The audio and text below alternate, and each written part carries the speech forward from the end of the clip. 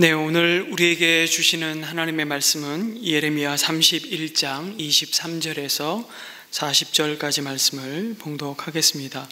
예레미야 31장 23절에서 40절 말씀입니다. 나 만군의 주 이스라엘의 하나님이 말한다. 내가 포로로 잡혀간 사람들을 돌아오게 할 때에 사람들은 유다 땅과 유다의 성읍에서 이런 말을 다시 하게 될 것이다. 너 정의의 보금자리 거룩한 산이여 주님의 복을 받아라.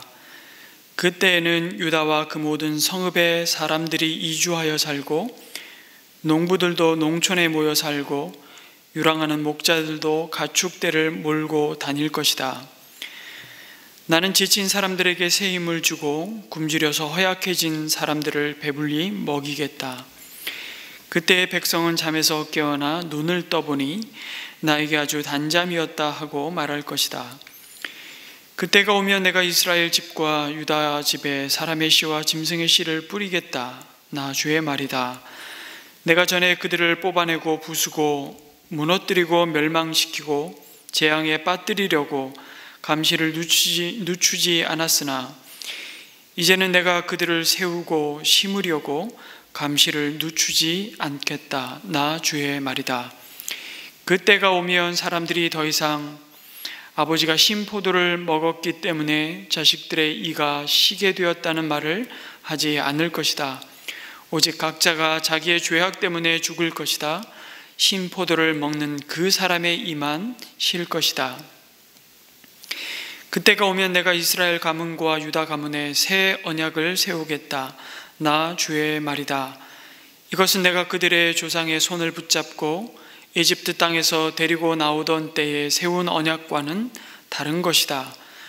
내가 그들의 남편이 되었어도 그들은 나의 언약을 깨뜨려 버렸다. 나 주의 말이다. 그러나 그 시절이 지난 뒤에 내가 이스라엘 가문과 언약을 세울 것이니 나는 나의 율법을 그들의 가슴 속에 넣어주며 그들의 마음판에 새겨 기록하여 나는 그들의 하나님이 되고 그들은 나의 백성이 될 것이다. 나 주의 말이다. 그때는 이웃이나 동포끼리 서로 너는 주님을 알아라 하지 않을 것이니 이것은 작은 사람으로부터 큰 사람에 이르기까지 그들이 모두 나를 알 것이기 때문이다. 내가 그들의 허물을 용서하고 그들의 죄를 다시는 기억하지 않겠다. 나 주의 말이다. 낮에는 해를 주셔서 빛을 밝혀주시고 밤에는 달과 별들이 빛을 밝히도록 정하여 놓으시고 바다를 뒤흔들어 파도가 소리치게 하시는 분, 그 이름은 만군의 주님이시다. 주님께서 이렇게 말씀하신다. 이 정해진 질서가 내 앞에서 사라지지 않는 한 이스라엘 자손도 내 앞에서 언제까지나 한 민족으로 남아있을 것이다. 나 주의 말이다. 나 주가 말한다. 누가 위로 하늘을 다 재고 아래로 땅의 기초를 다 측정할 수 있다면 나도 이스라엘의 모든 자손이 한 모든 온갖 일들 때문에 그들을 버릴 수 있을 것이다. 나 주의 말이다. 그때가 오면 이 도성이 나 주의 것으로 재건될 것이다. 나 주의 말이다. 하나넬 망대에서부터 모퉁이 성문에 이르기까지 이어지고 거기서 측량줄이 가렙 언덕에 이르기까지 곧게 앞으로 나갔다가 고아 쪽으로 돌아가고 그 다음에 시체와 잿더미로 가득 찬 골짜기 전역과 기드론 시냇가에서 동쪽의 밭들의 모퉁이에 이르는 모든 평지가 나 주의 거룩한 땅이 되고 절대로 다시는 뽑히거나 허물어지는 일이 없을 것이다. 아멘. 오늘 말씀에서 하나님은 포로로 사로잡혀 갔던 자들이 약속의 땅으로 돌아오게 될 그때에 사람들은 유다 땅과 유다의 성읍을 향해 아주 놀라운 말을 하게 될 것이라고 말씀하십니다. 저 땅과 성읍을 봐라. 저곳은 정의의 보금자리요 거룩한 산이 아니냐. 주님의 복을 받으라고 축복의 선포를 하게 될 것이라고 말씀하십니다. 이 말씀은 순례자들이 예루살렘에 살 때에 그 성전에 예배드리기 위해 올라가면서 드렸던 축복의 선포였습니다. 이제 그 하나님의 은혜와 복을 다시금 회복하며 노래하게 될 것이라고 약속하십니다. 그들이 다시금 하나님께 온전한 예배를 드리게 될 날이 올 것이라고 말씀하십니다. 하나님의 백성들이 누려야 할 정말 아름답고 영광스러운 복은 예배 가운데 하나님을 인격적으로 만나는 것입니다. 이스라엘 백성이 포로에서 돌아와 회복해야 할 삶의 자리가 바로 참된 예배의 자리라고 말씀하십니다. 예수님도 사마리아 여인과의 대화 속에서 이런 말씀을 하셨습니다. 하나님께 참되게 예배를 드리는 사람들이 영과 진리로 아버지께 예배를 드릴 때가 온다고 말씀하시면서 바로 지금이 그때라고 말씀하십니다. 아버지께서는 이렇게 예배를 드리는 사람들을 찾으신다고 말씀하십니다. 이 대답은, 이 말씀은 사마리아 여인이 당시 유대인들은 예루살렘에서 예배해야 된다고 가르치고 자신인 사마리아 사람들은 바로 사마리아 이 그림심 산에서 예배해야 한다고 말하는데 도대체 무엇이 맞느냐고 예수님께 질문할 때 예수님이 이 산에서 혹은 예루살렘에서도 예배드려야만 한다고 말하지 않을 때가 오는데 지금이 바로 그때라고 가르치시면서 주신 말씀이죠. 우리는 영이신 하나님 아버지께 그곳이 어디든지 부르신 그곳에서 하나님께 영과 진리로 예배 드릴 때가 올 것이고 바로 지금이 그 예배를 드려야 할 때라고, 바로 내가 그 예배자로 너를 불렀다고 말씀하십니다. 중요한 것은 우리가 어디서 예배하고 언제 예배해야만 된다는 그 형식이 아니라 우리의 예배를 받으시는 하나님이 우리의 예배를 받으시는 아버지이시며 거룩한 영으로 우리와 함께 하신다는 사실을 잊지 말라는 것입니다. 어떤 예배의 방식으로 우리가 예배를 드릴 것인가? 대면 예배는 더 경건하고 더 바른 예배이고 비대면 예배는 틀렸다, 혹은 대면 예배는 온전한 예배이고 온라인으로 드리는 이 비대면 예배는 어쩔 수 없어서 따를 수밖에 없는 것이다. 국가라는 공권력의 명령이니까 따르지만 이것은 우리의 신앙을 팔아먹는 것이다. 여러분, 극단적으로 생각하면 참 큰 오산입니다. 이렇게 예배의 형식을 다 무시하자는 얘기는 아닙니다. 중요합니다. 그러나 그것이 본질이 아니라는 것입니다. 하나님의 뜻은, 주일에도 말씀을 드렸지만 그 뜻을 분별할 때 우리가 정말 중요한 기준과 원리를 우리에게 이미 가르쳐 주셨습니다. 그 선택과 그 결정이 하나님을 내 마음을 다하고 뜻을 다하고 힘을 다하여 사랑하는 그 동기에서 비롯된 것인지, 그리고 그와 같이 내 옆에 두신 하나님의 형상을 따라 지어진 그 이웃을, 그 한 사람을 사랑하는 그 동기에서 비롯된 것인지 판단해 볼 때 어떤 것이 그 부르심과 사명에 부합한 것인지를 우리는 분별해야 한다고 말씀하시죠. 그러면 답이 나오는 것입니다. 여러분, 우리가 어쩔 수 없이 지금은 또다시 전면적으로 비대면 예배를 온라인으로만 드릴 수밖에 없습니다. 그러나 기억하십시오. 대면 예배를 드리면서도 하나님을 비대면하는 사람이 있고, 비대면 예배를 드리면서도 그 하나님의 얼굴을 인격적으로 바라보며 그 어느 때보다 하나님 앞에 대면하여 영과 진리로 예배 드리는 사람이 있습니다. 중요한 것은 영이신 하나님께 영과 진리로 하나님께 예배자로 자신을 드리는 것입니다. 하나님은 포로의 때가 지나고 오히려 하나님 앞에 더욱 온전한 예배자의 삶을 회복해 될 것이라고 약속하고 있는 것입니다. 코로나 상황 속에서 우리가 더욱 하나님께 드려질 이 예배를 사모하시며 예배 가운데 오늘도 주의 은혜로 임재하시는 그 하나님의 은혜가 더욱 우리의 삶을 다스리며 우리의 삶을 붙들며 우리의 삶에 가득하기를 갈망하시는 우리 모든 성도들이 되시기를 간절히 소망합니다.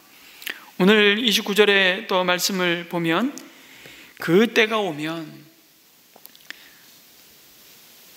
사람들이 더 이상 아버지가 신포도를 먹었기 때문에 자식들의 이가 시게 되었다는 말을 하지 않을 것이라고 말씀하십니다.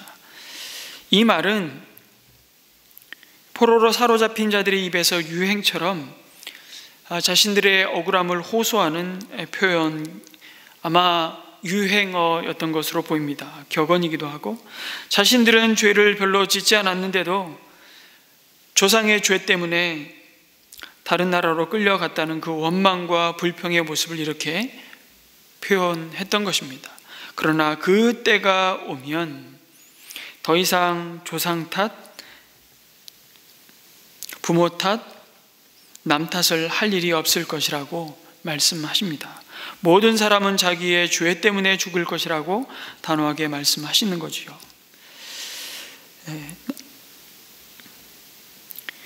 남의 탓 안 하고 사는 것이 정말 오늘 이 말씀을 통해서 진정한 회복의 신앙, 그리스도 안에서 은혜를 받은 자의 삶이라고 가르치고 있습니다. 우리가 그리스도 안에 새 언약 가운데 새로운 피조물로 지음받은 사람들이기 때문에, 그래서 정말 성숙한 믿음은 탓하지 않는 인생입니다. 그러나 여전히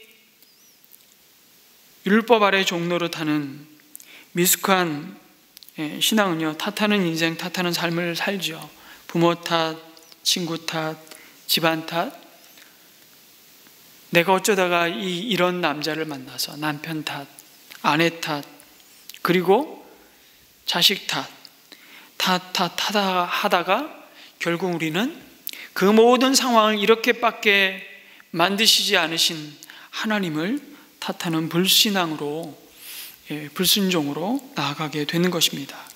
그 때가 되면 그 모든 것이 끝날 것이다. 한편으로 보면 하나님 앞에서 정말 책임 있는 신앙의 성숙함으로 회복시켜 주시겠다고 하시는 약속을 덧입는 것이죠. 오늘 예레미야 30장부터 우리 33장까지 놀라운 이 위로의 메시지, 회복의 메시지를 주면서 그 때가 되면 계속 말씀하시는데, 결국 그 때는 그리스도가 오셔서 우리의 모든 죄를 대신 속량하여 주시고 우리를 대표하셔서 우리 스스로 해결할 수 없는 이 죄의 문제를 다 십자가로 해결하시고, 그리스도의 이름을 부르며 그리스도 이름을 믿는 자, 그리스도를 거부하거나 무시하거나 배척하지 않고 그 그리스도가 곧 우리에게 약속하신 하나님이 보내신 구원자 메시아임을 인격적으로 고백하고 그 주님을 영접하는 자에게 약속하여 주신 그 은혜가 무엇인지를 이 위로의 메시지로 주고 있다는 것입니다. 그러면서 그 땅 가운데, 그 은혜 가운데 사는 주님의 백성들이 진정한 안식을 누리게 될 것이라고 약속하시죠. 그때가 오면 하나님이 재앙의 심판으로 부수고 무너뜨렸던 그 자들을 다시 세우시고 심으시겠다고, 더 이상 그 무엇도 흔들 수 없는, 요동케 할 수 없는 삶의 놀라운 하나님의 은혜로 그 백성들을 붙드시겠다고 약속하십니다. 그리고 31절에 놀라운 말씀을 주시죠. 이 위로의 메시지의 가장 하이라이트인데요, 그때가 오면 내가 이스라엘 백성과 새 언약을 세우시겠다고 선포하십니다. 새 언약, 곧 신약이죠. 새로운 약속. 이미 하나님께서는 이스라엘 백성과 언약을 맺으셨습니다. 그들을 애굽에서 불러내셔서 시내산에서 둘판의 언약을 새기시고 그들과 언약을 맺으셨습니다. 그래서 하나님께서는 내 뜻대로 살면 이런 축복을 너에게 줄 것이다. 신명기 특별히 28장에 보시면 구체적인 언약의 조항들이 다 나오죠. 내가 내 뜻대로 살 것 같으면 이런 복을 받을 것이다. 그러나 너희들이 내 뜻을 무시하고 거역할 것 같으면 이런 벌을 내릴 것이다 라고 말씀하셨습니다. 그런데 이스라엘 백성이 이렇게 하나님의 뜻대로 잘 따랐다면 복을 받았을 텐데 그렇게 못 사는 겁니다. 그래서 맨날 하나님으로부터 징계를 받는 것이죠. 하나님께서는 이스라엘 백성이 이 언약 관계를 오늘 주신 말씀처럼 부부가 맺은 언약 관계로 비유하셔서 또한 설명하십니다. 부부가 이렇게 서약을 했음에도 서로가 서로에게 그 약속한 헌신을 지키지 못하는 것입니다. 마찬가지인 것입니다. 그래서 하나님께서 도저히 안 되겠다, 내가 너희와 언약을 새롭게 맺겠다고 말씀하시는 겁니다. 좀 더 비유를 쉽게 드리자면, 우리 생명의 상 공부를 하면서 이 부분을 이렇게 다루는데요. 여러분들이 가지고 계신 집을 누군가에게 월세를 주면서 우리 계약을 맺지 않습니까? 일종의 언약이죠. 근데 매달 우리 10일까지 얼마에 계약을 합니다. 그리고 계약서를 작성을 하고 약속을 했는데, 세입자가 첫 달 10일이 지났는데도 월세를 내지를 않는 겁니다. 그래서 독촉장을 보내도 반응이 없고, 그 다음 달이 됐는데도 또 그 약속한 날짜를 어기고 넘기는 겁니다. 찾아가도 곧 드린다고 약속해 놓고 석 달, 넉 달, 5달, 6달 계속 그 계약을 무시하고 위반합니다. 엄청난 계약 위반이죠. 여러분, 그럴 때 어떻게 하시겠습니까? 방패 내쫓죠. 방법은 여러 가지 다양하게 있을 겁니다. 그런데 또 다른 선택이 있다는 것입니다. 그 하나가 무엇입니까? 전의 계약을 파기하고 계약서 다시 쓰는 것입니다. 지금까지 하는 것은 무효로 하고 어렵다고 그러니까 앞으로는 월세를 반만 줄여주고 다시 계약을 맺으면 되는 것입니다. 하나님께서 이스라엘 백성들과 언약을 맺어놓고 도저히 그들이 그 언약을 지키지 못하니까 그러면서 계속해서 그 조항에 따라, 그 약속을 따라 그들이 얻어 터지니 주워 맞으니까 하나님께서 안 되겠다, 계약서 다시 쓰자. 그런데 그 언약서는 언약이기 때문에 하나님께서 일방적으로 하시는 것입니다. 다시 너희들과 언약을 맺겠다. 그러면서 그날이 오면 이게 언약서의 내용을 이어서 말씀하시는데 조항들이 나오는 거죠.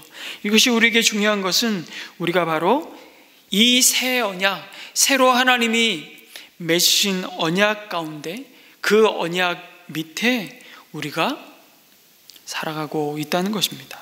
우리가 누릴 수 있는 이 언약은 사실 혜택이 무엇인지를 우리에게 오늘 예레미야를 통해서 말씀해 주시는 것입니다.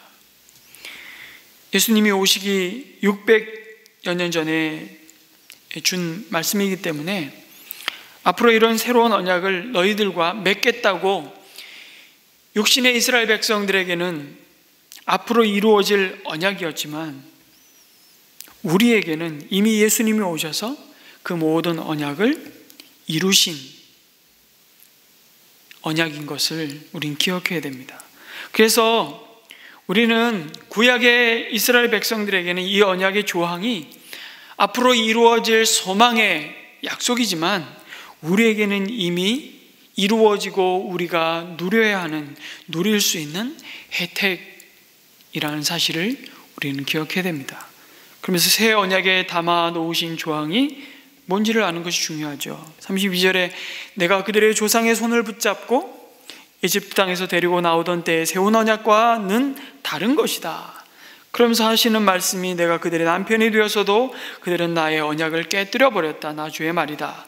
34절에 그러나 그 시절이 지난 뒤에 이것이 다 나중에 오실 예수 그리스도에 대한 예고이죠. 내가 이스라엘 가문과 언약을 세울 것이니, 그러면서 나는 나의 율법을 그들의 가슴 속에 넣어주며 그들의 마음판에 새겨 기록하여 라고 말씀하십니다. 그런데 왜 신약을 지금 다시 맺으려고 하느냐, 이것을 참 아는 것이 너무 중요하죠. 언약을 맺어도 못 지켜서 그런 거 아니겠습니까? 그래서 내가 마음판에 새기겠다. 더 이상 지울 수 없는, 물을 수 없는, 거부할 수 없는, 내가 하나님의 뜻대로 살고 싶다는 그 마음을 너희 속에 두겠다. 그래서 에스겔 선지자의 경우에는 너희에게 내 마음과 내 영을 부어주겠다고 말씀하시고, 이사야는 예레미야보다 더 100여 년 전에 하나님의 말씀을 대언했던 이사야는 새 일을 행하겠다고 말씀하시면서 이사야 66장 같은 말씀에 보면 놀라운, 열방 가운데 온 땅에 이방인 가운데서도 내가 제사장들을 세우겠다라고 놀라운 복음을 선포하고 있는 말씀입니다. 그러면서 이게 성령님의 약속이라고, 내가 하나님의 뜻대로 살고 싶다는 마음을 주겠다. 우리 안에 성령께서 우리들 안에 오셔서 하나님의 뜻대로 살고 싶은 마음을 부어주시고 또 그렇게 살 수 있는 능력을 주시겠다고 선포하고 있는 말씀이 새 언약의 조항이라는 것이죠. 구약시대의 사람들은 어떻게 사는 것도 알고, 어떻게 살면 복 받는 것도 알고, 어떻게 살면 안 되는 것도 알면서 그러고 싶은 마음도 없고 능력도 못 쫓아가는 것입니다. 그래서 하나님께서 내가 새 언약을 맺을 때는 아예 마음판에 새기겠다. 여러분, 두 돌판 언약을 받고 모세가 그 시내 산을 내려올 때 이미 이스라엘 백성들이 전적인 하나님의 은혜와 권능으로 홍해를 마른 땅으로 건너고 세상이 그 어느 민족도 경험하지 못한 하나님의 은혜를 경험하지 않았습니까? 불과 구름 기둥으로 그의 삶을 인도하시고 매일 만나를 먹으면서도 잠시 모세가 하나님의 언약을 두 돌판에 받기 위해 40일을 비운 사이에 그들은 그 돌판을 가지고 내려오는 그 모세가 비운 사이에 금송아지를 만들고 우상을 섬기지 않습니까? 그렇게 실패할 수밖에 없었던 이스라엘 백성을 향해서 너희 마음판에 새 언약을 새기겠다. 그 의미는, 그렇게 하시는 이유는 내가 하나님의 뜻대로 살고 싶은 욕구를 주겠다는 약속인 것이죠. 그러니까 자기가 하고 싶어서 하는 거니까 그때부터 우리의 삶은 다른 것입니다. 그것이 이전 것은 지나갔으니 보라 새 것이 되었도다. 그리스도 안에서 너희들은 새 피조물이라는 놀라운 우리의 새로운 정체성, 그 약속을 말씀하고 있는 것입니다. 그러면서 또 다른 조항이 뭐냐면 34절에 그때에는 이웃이나 동포끼리 서로 너는 주님을 알아라 하지 않을 것이니 이것은 작은 사람으로부터 큰 사람에 이르기까지 그들이 모두 나를 알 것이기 때문이라, 이렇게 말씀하십니다. 여기서 안다는 것은 여러분 잘 아시듯이 히브리 말로 그냥 지식적인 알미 아니라 인격적으로 체험으로 아는 것을 설명하고 있습니다. 아담과 하와를 만든 다음에 여러분 아담과 하와가 부부관계를 가진 것을 뭐라고 표현하죠? 아담이 하와를 알았다, 이렇게 말씀하십니다. 체험적으로 친밀하게 아는 것, 이것을 안다라고 말씀하는 것입니다. 성경에서는 너희가 나를 아느냐? 하나님께서 그렇게 물어보실 때가 있지 않습니까? 그것은 지식적으로 아냐 하는 것이 아니라 내가 나를 정말 체험적으로 친밀하게 경험적으로 아느냐라고 묻는 것입니다.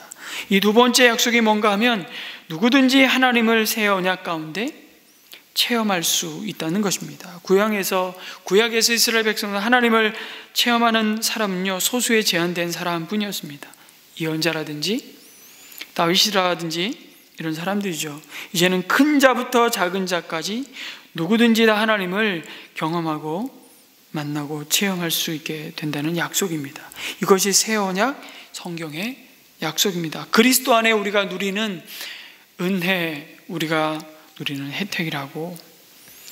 그래서 우리의 믿음은 여러분 다른 종교와 다르게 사상과 다르게, 여러분 다른 종교나 사상은 책을 읽을 때는 굉장히 그럴듯하지만 이렇게 살아보려고 하면 안 되지 않습니까? 그러나 우리의 믿음은 말이 안 되는 것 같은데 그대로 살아보면 되는 이유가 뭔가 하면 체험의 종교이기 때문에 그렇습니다. 하나님 정말 살아계시고 그분의 입에서 나오는 말씀이 진리의 말씀이 진짜 진리이기 때문에 우리가 그것을 체험으로 확인할 수 있는 것입니다.